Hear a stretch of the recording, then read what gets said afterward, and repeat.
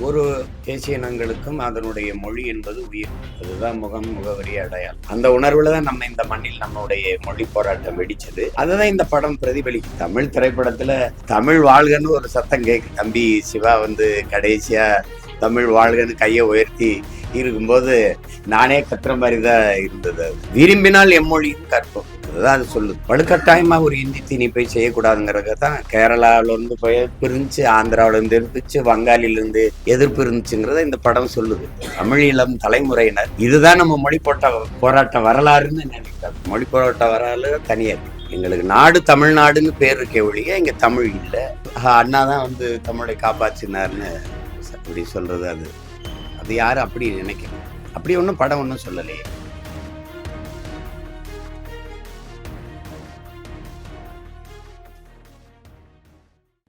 படம் பார்த்துட்டு வந்திருக்கீங்க. அந்த காலத்துக்கு ஒத்த மாதிரி இருக்காது, அந்த காலத்தோட பிரதிபலிப்பா இந்த படத்தை இல்லை அப்படி நம்ம பார்க்க கூடாது. ரொம்ப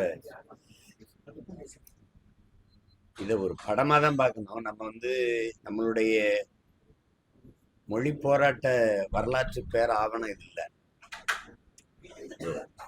அந்த மொழி போராட்ட உணர்வை எடுத்துக்கிட்டு அவங்க அதுக்குள்ள ஒரு திரைக்கதையை பண்ணியிருக்காங்க. ஏன்னா அதுக்குள்ள காதல், ஒரு அண்ணன் தம்பி இதெல்லாம் வச்சு பண்ணிருக்காங்க. அப்படி நம்ம மொழி போராட்டம் நடந்ததில்லை. அது அதுக்குள்ள அவங்க ஒரு கற்பனை கலந்து அவங்க எடுத்தவொடனே சொல்லிடுறாங்க. இதுல என்ன நம்ம பார்க்க வேண்டியது இருக்குதுன்னா, ஒவ்வொரு தேசிய இனங்களுக்கும் அதனுடைய மொழி என்பது உயிர். அதுதான் முகம், முகவரி, அடையாளம். இதுலயே வர்ற மாதிரி இந்தியாவினுடைய சிறப்பு என்பதுன்னா வேற்றுமையில் ஒற்றுமை தான். அது ஒரு பன்முகத்தன்மை கொண்ட ஒரு ஐக்கியம். அப்ப இது பல மொழிவழி தேசிய இனங்களை கொண்ட ஒரு ஒன்றியம். அதுல அவரவர் மொழி அவரவருக்கு முக்கியம். அதுல ஒரே ஒரு மொழியை கற்றாகணுங்கிற கட்டாயம்ங்கிறது அது யாராலும் ஏற்க முடியாதுங்கிறத அந்த உணர்வுல தான் நம்ம இந்த மண்ணில் நம்மளுடைய மொழி போராட்டம் வெடிச்சது. அதுதான் இந்த படம் பிரதிபலிக்கும். உணர்வு அதுதான். எனக்கு நிறைவு என்னன்னா, தமிழ் திரைப்படத்துல தமிழ் வாழ்கன்னு ஒரு சத்தம் கேக்குது. அது வியக்கத்தக்கதா இருக்குது. அது தம்பி சிவா கடைசியா தமிழ் வாழ்கன்னு கையை உயர்த்தி இருக்கும்போது நானே கத்துற மாதிரி தான் இருந்தது. அது அப்புறம் எங்களுடைய மொழி பொறியியலுடைய படத்தை இறுதியா போட்டது பார்க்கும்போது சரி, அதெல்லாம் காட்டுறதுக்கு இன்னைக்கு ஒரு திரையில வருது அப்படின்னு. மொத்தமா நம்ம என்ன புரிஞ்சுக்கிறோம்னா, ஒவ்வொரு மொழிவழி தேசிய இனங்களுக்கும் அவரவர் மொழி முக்கியம்.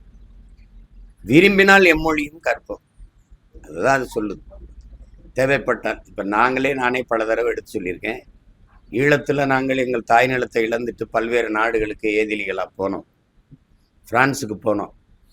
ஆனால் பிரெஞ்சு கத்துக்கிட்டு நாங்க அகதியா போகல, அங்க போய் கத்துக்கிட்டோம். தமிழ்நாட்டுல, கேரளாவில், ஆந்திரால எல்லா மாநிலங்களிலிருந்தும் நம்ம இராணுவத்துல இருக்கோம். அங்க ஹிந்தி போய் கத்துக்கிற வேண்டியது இருக்கு. இப்ப குறிப்பா எங்க ஊர்ல, சிவகங்கை, ராமநாதபுரம் மாவட்டங்கள் இருந்து நாங்க இராணுவத்துக்கு போறோம்னா அங்க போய் கத்துக்கிறோம். அப்ப மொழி தேவைப்படுது, கத்துக்கிறோம். ஒரு மொழியை அதிகபட்சமா 6 மாசம் 7 மாசம் செலவழிச்சா கத்துக்கலாம். இங்கேயே தெருக்கள்ல 6 மாசத்துல அழகாக ஆங்கிலம் பேச கற்றுக் கொடுக்கப்படும் போடுது. பலகை இருக்கு, விளம்பர பலகைகள் இருக்கு, நம்ம பார்க்கிறோம். அப்ப எம்மொழியும் நம்ம கற்றுக்கொள்ளலாம், தேவைப்படும் போது கற்றுக்கிறோம். உணவு, உடை, மொழி, வழிபாடு, சமயங்களை ஏற்பதெல்லாம் அவரவர் உரிமை. அதை விட்டுட்டு நீ கட்டாயம் இதை படிச்சுதான் தீரணுங்கிறத ஏற்க முடியாது. அது சரியா இருக்காது. அதனாலதான் அதை தான் இந்த படம் வலியுறுத்துது. அதுல என்ன, எல்லா மொழி வழி தேசிய இனங்களினுடைய மொழியும் மதிக்கணும், அவங்க உணர்வையும் மதிக்கணும். வலுக்கட்டாயமா ஒரு இந்தி திணிப்பை செய்யக்கூடாதுங்கிறத தான் கேரளாவில இருந்து எதிர்ப்பு இருந்துச்சு, ஆந்திராவில இருந்து இருந்துச்சு, வங்காளில இருந்து எதிர்ப்பு இருந்துச்சுங்கிறத இந்த படம் சொல்லுது. அத மேலோங்கி இருக்கிறது அவரவருக்கு அவரவர் மொழி முதன்மையானது, அது உயிர் போல போற்றப்பட வேண்டியது, அதை நாங்கள் விட்டு கொடுக்க முடியாதுன்னு சொல்றோம். அதை தான் நம்ம எடுத்துக்கணும். ஆனா தமிழ் இளம் தலைமுறையினர் இதுதான் நம்ம மொழி போராட்ட வரலாறுன்னு நினைக்கக்கூடாது. மொழி போராட்ட வரலாறு தனியா இருக்கு. நானே நிறைய புத்தகங்கள் அதுக்காக வெளியிட்டிருக்கேன். உயிர் எழுத்துன்னு ஐயா நடராஜன் அவர்கள் எழுதின புத்தகத்தை நான் தான் வெளியிட்டேன், உயிர் எழுத்துன்னு. அதிலேயே கூட எங்கள் மாமா, நான் காமராசர், எங்கள் மாமா காளிமுத்து அவர்களுடைய பேரெல்லாம் விடுபட்டு போச்சு. அப்படி உண்மையான போராட்ட வரலாறு நமக்கு வரலாற்றில் பதிவுகள் இருக்குது. அதை தான் நம்ம பிள்ளைய படிச்சுக்கிறணும், தெரிஞ்சுக்கணும். இது ஒரு அந்த பின்புலத்தை, அந்த உணர்வை எடுத்துக்கொண்டு சுவைக்காக ஒரு திரைக்கதையை எடுத்துட்டாங்க. அதில் எடுத்த விதம், அந்த சொல்லிப்போன இது, நடித்த என்னோட தம்பி சிவகார்த்திகேயனுடைய பங்களிப்பு, தம்பி ஜெயம் ரவி எதிர்நாயகனாக நடித்த அவருடைய பங்களிப்பு, தம்பி அதர்வா, குறிப்பாக ஒளிப்பதிவு, அதில் மேலாக என்னுடைய அன்பு தம்பி ஜி பிரகாஷின் 100வது படம். அவன் பின்னணி இசை பாடல்லாம் ரொம்ப நேர்த்தியாக இருந்தது. பின்னணி இசை வந்து ரொம்ப சிறப்பாக பண்ணி ஒத்துழைச்சி அந்த படத்தை தூக்கி நிறுத்தியிருக்காங்க. அது வேகமாக நகர்த்தி போன படத்தொகுப்பு, அதுக்கு ஒத்துழைச்ச அந்த ஒளிப்பதிவு எல்லாமே சிறப்பாக இருந்தது. இயக்குனர் இந்த 3 நடிகர்களை வச்சு இப்படி ஒரு பின்புலத்தில் ஒரு படத்தை எடுத்துடணும்னு ஒரு பெண் இயக்குனர் நினைக்கிறதே பெருசு. அதுக்கு அவங்களுடைய இறுதி சுற்று பார்த்தேன். அது ரொம்ப முழுமையான படைப்பாக இருந்தது. அதுக்கப்புறம் சூரரை போற்று, அப்புறம் இந்த படம். இது ஒரு பெரிய முயற்சி. எளிதாக யாரும் இந்த இந்த இதை தொற்ற முடியாது. இது பிரச்சனைக்கு வரும். ஏன்னா உண்மையான மொழி போராட்டத்தை எடுத்தால் திரைக்கு வராது. அதனால அதில் சில இதுகளை அவங்க கடந்து அது சொல்லியிருக்காங்க. ஒரு படமாக எடுத்திருக்காங்க. ஒரு படமாக பார்த்தா நல்ல படம். அதில் எல்லா பங்களிப்பும் இருக்குது. சிறந்த ஒளிப்பதிவு இருக்குது, இசை இருக்குது, நடிப்பு இருக்குது.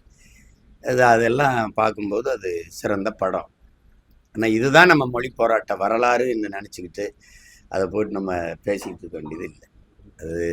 இதுதான் என்னுடைய கருத்து. அதில் மிகச்சிறப்பாக நடிச்சிருக்க என்னுடைய தம்பி சிவகார்த்திகேயன், தம்பி ரவி, அதர்வா எல்லாருக்கும் என்னுடைய பாராட்டுக்கள். இயக்குனருக்கு என்னுடைய வாழ்த்துக்கள். ஏன்னா இது ஒரு பிரச்சனையான களம். இதை போய் தொடுவோம்னு ஒரு பெண் இயக்குனர் தொட்டு அதை செஞ்சிருக்கிறது பாராட்டுக்குரியது தான். இதை போய் நம்ம இந்த படத்தை படமாக பார்த்துட்டு வந்துருங்க. இதுதான் நம்ம மொழி போராட்ட வரலாறுன்னு நினச்சிக்கிட்டு அதை ஒப்பிட்டுக்கிட்டு இருக்காதீங்க. அவ்வளோதான் என்னுடைய வேண்டுகோள். இதை தயாரித்த தம்பி ஆகாஷ் பாஸ்கருக்கு என்னுடைய அன்பும் வாழ்த்துக்கணும். ஏன்னா எடுக்கணும்னு நினைக்கணும்.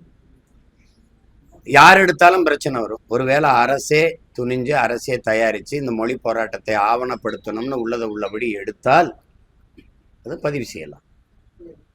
அந்த ஜனநாயகம் நம்ம நாட்டில் இல்லை. ஜனநாயகன் என்ன பாடுபடுதுன்னு நீங்கள் பார்க்குறீங்க. அதனால அது இல்லை. அது அவ்வளவு கருத்து சுதந்திரம் இல்லை. மற்றவர்களை விட கூடுதலா உங்களுக்கு சினிமா பத்தி அதிகமா தெரியுன்றதுனால இந்த கதையை முதல்ல செலக்ட் பண்றதுக்கு பாராட்டு தெரிவிச்சிருந்தீங்க. இதுலயே பல்வேறு விமர்சனங்கள், இதை பல கட்டு வந்து இல்லை இப்போ எங்க ஐயா கி வெங்கட்ராமன்லாம் ஒரு பெரிய அறிஞர். என் தம்பியே துறை இது நல்லா இருக்குமா, இன்னொரு தம்பி தமிழ் மிச்சி பாசறையில் இருக்க கார்த்தி செல்வன் அது இல்லைம்மா. இதை நான் சொல்கிறேன்ல, மொழி போராட்ட வரலாற்றை முழுமையாக படித்தவன் அப்படிங்கிற இதில் சொல்கிறேன். அது வேற, இது வேற. இது ஒரு திரைப்படம். அந்த உணர்வை எடுத்துக்கிட்டு இவங்க ஒரு திரைக்கதையை அமைச்சுக்கிட்டாங்க. இப்போ சல்லியர்கள்னு ஒரு படம் வந்ததில்ல, அது எங்கள் போராட்ட களத்தில் இருக்கிற ஒரு சின்ன துளி, அவ்வளோதான்.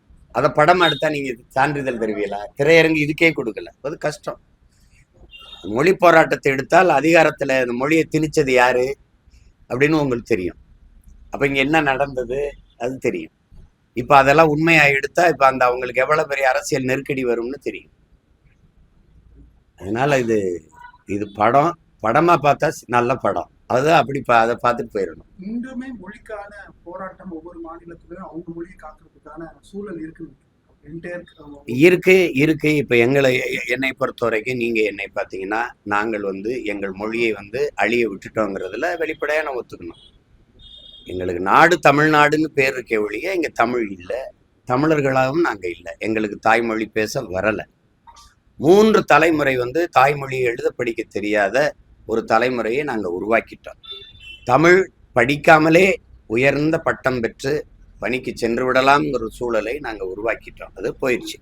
எங்கள் வழிபாட்டில், எங்கள் வழக்காடு மன்றங்களில், எங்களுடைய பண்பாட்டில், எங்களுடைய பேச்சில், எழுத்தில், எங்களுடைய ஆட்சி மொழி, அதிகார மொழி, பயன்பாட்டு மொழி, ஏன் ஒரு திருமண அழைப்பிதழில் கூட தமிழில் நம்ம அச்சிடுவதில்லை.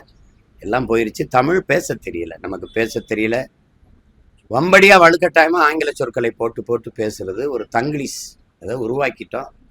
இப்போ தமிழகத்தின் தமிழ் தெருவில் தமிழ்னு பேசணும், எங்கும் தமிழ் எதிலும் தமிழ்னு இறங்கி இன்னைக்கு போகும்போது கடை வீதியில் நான் சொன்னதுக்காக திரும்பி 2 பக்கம் பாருங்க, எங்கேயாவது தமிழ்ல இருந்தா பாருங்க. எழுத்து தமிழ்ல இருக்கும், சொன்னீங்கன்னா உச்சரிப்பு ஆங்கிலத்தில் இருக்கும். எழுத்து ஆங்கிலத்தில் இருக்கும், உச்சரிச்சிங்கன்னா தமிழ்ல வரும். அதுதான் தங்கிலீஷ், அது தமிங்கிலம். அப்போ அதை மீட்கணும்னு நினைப்போம். ஏன்னா தமிழ் மீட்சியே தமிழர் எழுச்சி. மொழி அழிந்தால் ஒரு இனம் அழியும். மொழி அழிய விட்ட இனங்கள் மலையளவு இருந்தாலும் கடுகளவு சிறுத்து வீழும். மொழியை பாதுகாத்த இனம் கடுகளவு இருந்தாலும் மலையளவு உயர்ந்து வாழும். இதுதான் வரலாறு. அப்படி இருக்கும்போது என் மொழி அழிஞ்சிருச்சு.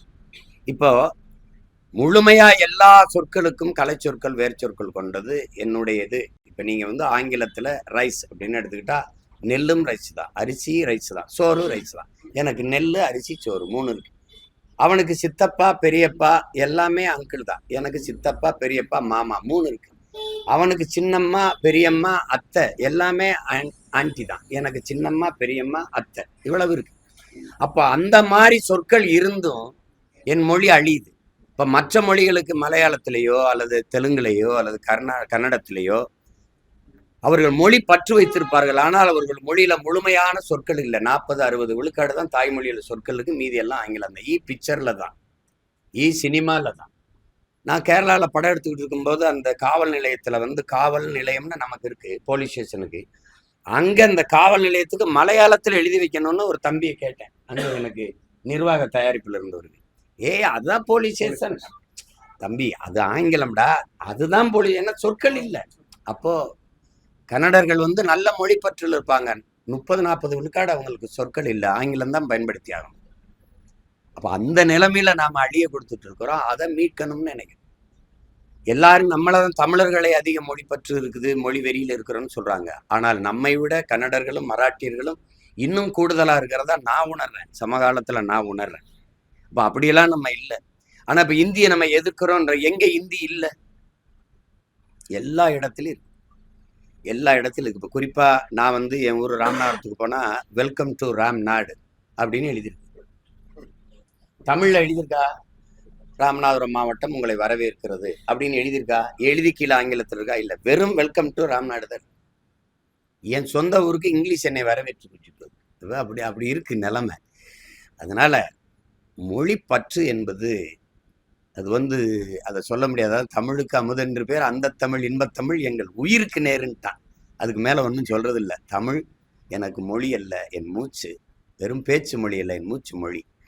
அந்த பற்று எல்லாருக்கும் இருக்குது, அது இருக்கணும்னு நான் விரும்புறேன்.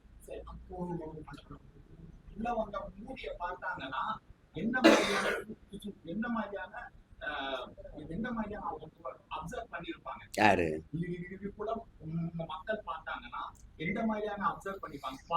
இது இல்ல இல்ல அப்படி அண்ணா மொழியை காப்பாத்தினாரு.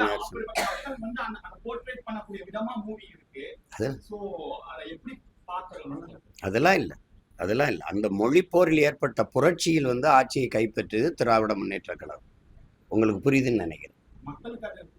அது எல்லாருக்கும் தெரியும். மொழி இன்ன தலைமுறைக்கு தமிழை பற்றி, அவங்களுக்கு தமிழ் எழுத படிக்கவே தெரியாத பிள்ளைக்கு போய் அதை பேசிட்டு இருக்க வேண்டியதில்லை. கொஞ்சம் கொஞ்சம் அரசியல் புரிதல் இருக்கிற, கொஞ்சம் கொஞ்சம் மொழி மேல பற்று இருக்கிற பிள்ளைகளுக்கு இது தேடல் இருக்கும். தேடல் இருக்குன்னா அவன் வரலாறை எடுத்து படிச்சு தெரிஞ்சுக்கிடுவான். இது அப்படி கிடையாது, அப்படி கிடையாது. நீங்க வந்த பிறகு இங்க என்ன நடக்குதுன்னா, மொழி போர்ல ஏற்பட்ட புரட்சியில தான் இது அந்த கிளர்ச்சியில தான் திராவிட முன்னேற்ற கழகம், அந்த காங்கிரஸ் நீண்ட காலமா ஆட்சியில் இருந்த அந்த கட்சியை வீழ்த்தி அதிகாரத்துக்கு வருது. அதுதான் வரலாற்று உண்மை. அதனால நீங்க அண்ணா தான் தமிழை காப்பாற்றினார்னு அப்படி சொல்றது, அது யாரும் அப்படி நினைக்கல. அப்படி ஒன்றும் படம் ஒன்றும் சொல்லலையே. அது சிலர் சிலர்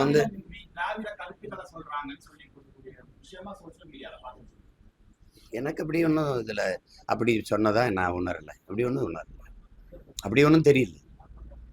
அண்ணா அந்தப்பா மொழிப்போரில் ஏற்பட்ட புரட்சிக்கு பிறகு முதலமைச்சராக வந்ததுனால அவர் தீர்மானம் போடுறதா வருது.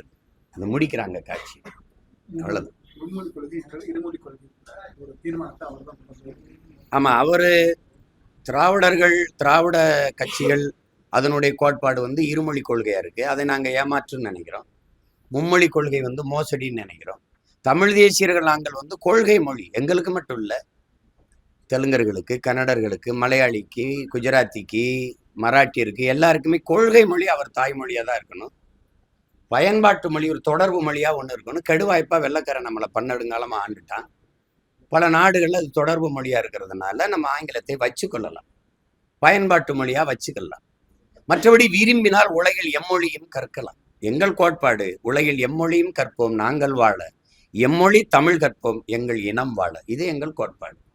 உலகில் எல்லா மொழியும் கற்போம், எல்லா மொழியும் அது கற்போம். அது வந்து தேவைன்னா அவசியம்னா கற்றுக்கொள்ளலாம். அது ஒன்றும் தப்பு இல்லை. இப்போ பிரெஞ்சு படிக்கிற பள்ளிக்கூடங்கள் கற்றுக் கொடுக்குற பள்ளிக்கூடம் இல்லையா, ஸ்பானிஷ் கற்றுக் கொடுக்குற பள்ளிக்கூடம் இல்லையா, அது தேவைன்னா கற்றுக்கலாம். அதுதான் எல்லா மொழிகளின் மீதும் பற்றுக்கொள்ளுங்கள், நம் மொழியை எல்லா மொழிகளையும் கற்றுக்கொள்ளுங்கள், நம்முயிர் தமிழ் மீது பற்றுக்கொள்ளுங்கள். இதுதான் நாங்க சொல்ற மொழி கோட்பாடு. அதுல எங்களுக்கு ஒன்றும் குழப்பம் இல்லை. வேற ஏதாச்சும் இல்ல.